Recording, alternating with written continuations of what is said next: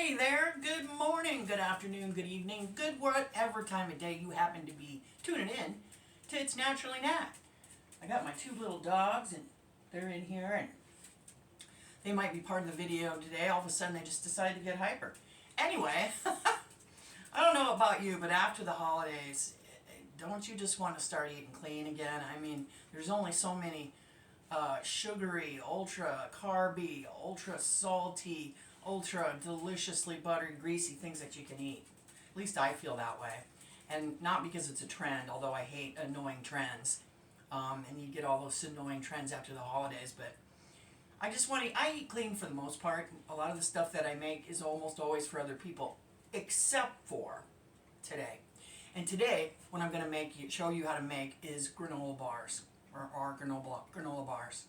You can make these as healthy as you want. I love to make these for other people, but I really like to make these for me. Why? Inexpensive, good quality granola bars, and I don't mean the cheapy kind, and you know what kind I'm talking about, that come 8 in a box. Those are not good for you. Look at the back of the box. Most of the time when you buy good granola bars, you're going to pay out the nose for this, but not if you make them yourself. And for a long time, I used to think that wasn't possible, but it is. And I got this recipe way over a decade, almost 2 decades ago, from a park ranger. It is so good. And this granola recipe only calls for a few things that you have to have, and the rest of the stuff you can be adaptive with, okay? The few things you're going to have, and they're not a little on the naughty ingredients, but keep in mind that this makes a lot, right? You're not going to eat a whole tray of granola bars like you would maybe a sheet of cookies. You might do that. So the only two naughty ingredients it has in here is butter. You can use unsalted or salted. I always buy salted.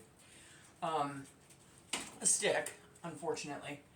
And then a can of this bad boy, which is called sweetened condensed milk. Not the same as evaporated milk.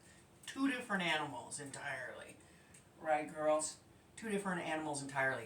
Evaporated milk, which I always keep on hand, is great for in savory dishes, making gravies, making sauces, making casseroles. But sweetened condensed milk is exactly what the title suggests. Milk that's been cooked down till it's very heavy. In fact, it's been cooked down and then it's like, almost like caramel, right? So, not the healthiest thing in the world, but you need this because it's a binder. This and the butter keep everything together. Otherwise you don't have a granola bar, you have snack mix that won't stay together, right? And this stuff is not low on the calories. 130 calories for 2 tablespoons. Yikes! But keep in mind that everything else in the dish is really good for you. And that is the following things that you're going to need. You're going to need 2 1/4, 2.5 cups of oats, and I use whatever kind I have, the old-fashioned kind or the quick kind. I don't really think it matters. I think these are the old-fashioned kind, but it just means more roughage, which is good for you. And then I use a variety of things. The original recipe called just for dry roasted peanuts and just sesame seeds, but I use, what did I use? Cup of dry roasted peanuts. What else is in here? A cup of sunflower seeds, here.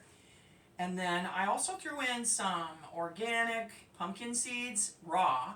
And by the way, these are organic too, the sunflower seeds, and they are raw. Quite a bit of chia seeds, because that is a miracle food, really good for you.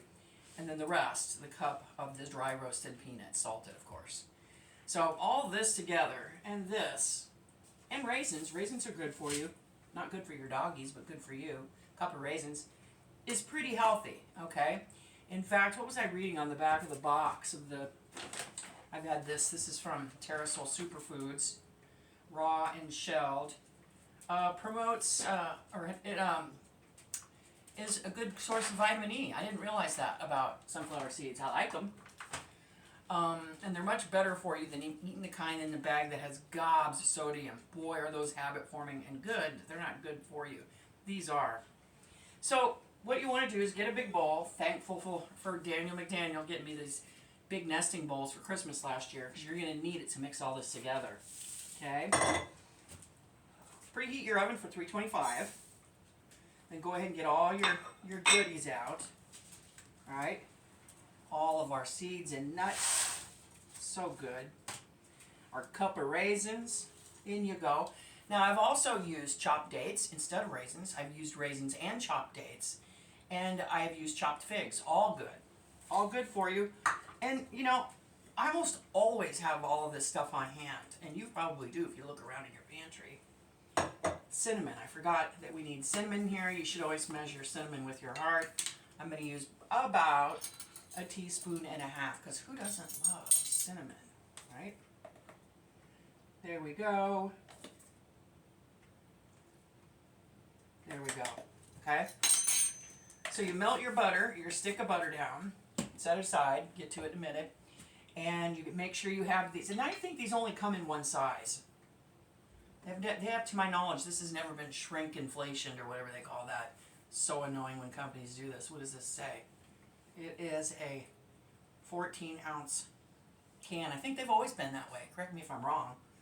But anyway, evaporated milk comes in different sizes, though.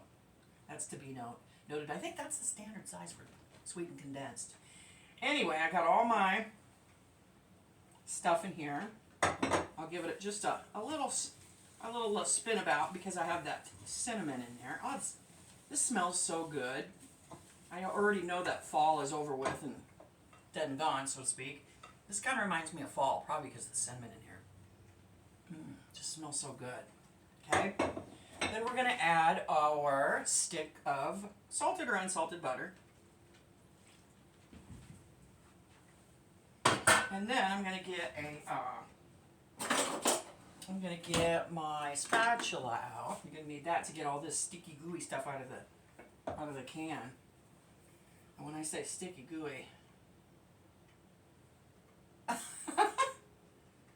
it's like molasses, right? In fact, this is going to be interesting to stir. I don't think that sweet and condensed milk, or unfortunately evaporated milk, go on sale too often, or I don't see them on sale because they're just so practical to have.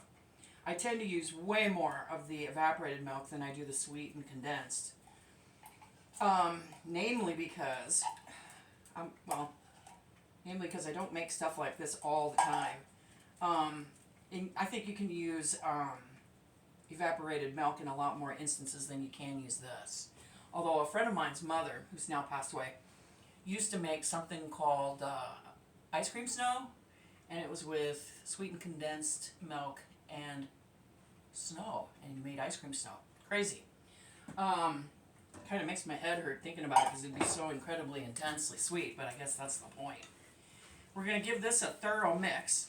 Now, the original instructions asked for, I think it was a 10 by 15 pan, which I don't own, and I don't know if that's even a standard size. So I use my 9.5 by 13.5. I think that's good to go.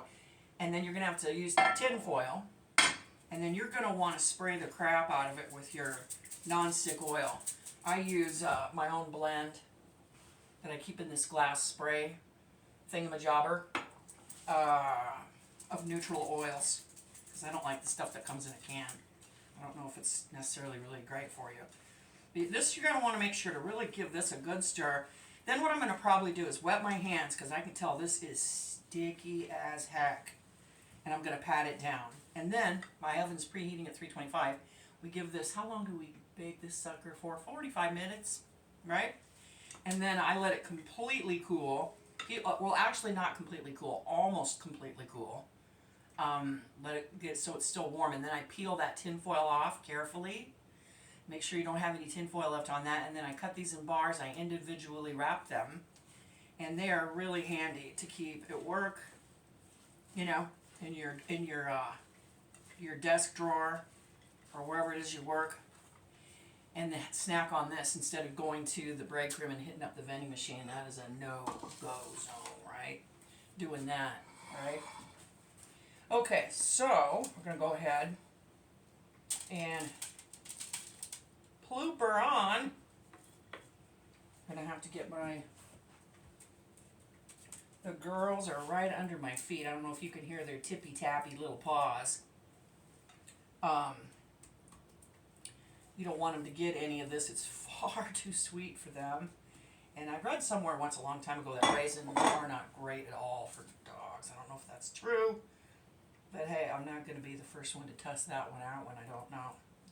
If you know, let me know in the comments, because I wondered if that's wives' tale or whatnot. So anyway, it looks like this.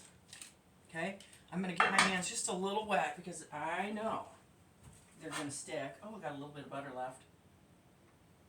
Don't want to waste any butter. Okay.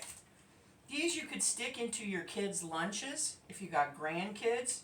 I'll bet this is a great way to get your kids or your grandkids to get more nuts in their diet, you know. We're such a grab-and-go culture, and that's not really great when it comes to nutrition-wise, when we're just grabbing and anything that we can get our hands on that maybe isn't necessarily, you know, the best thing to be eating. Now a 325 oven, and you want to kind of get these good, nice and packed in here. 325 oven is pretty low, right? Your standard ovens for making temperature for making a lot of things is about 350 and up, right? So 325 is really just going to slowly set up.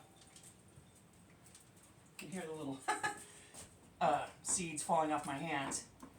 It's just going to make these bars slowly set up. And the reason why you have to use the tin foil and spray, and I really sprayed it good, is because these suckers will stick if given a chance. But this is what that's going to look like. I'm going to give my hands another wipe off. I'm going to put this in the oven. 45 minutes. We'll go ahead and set the timer.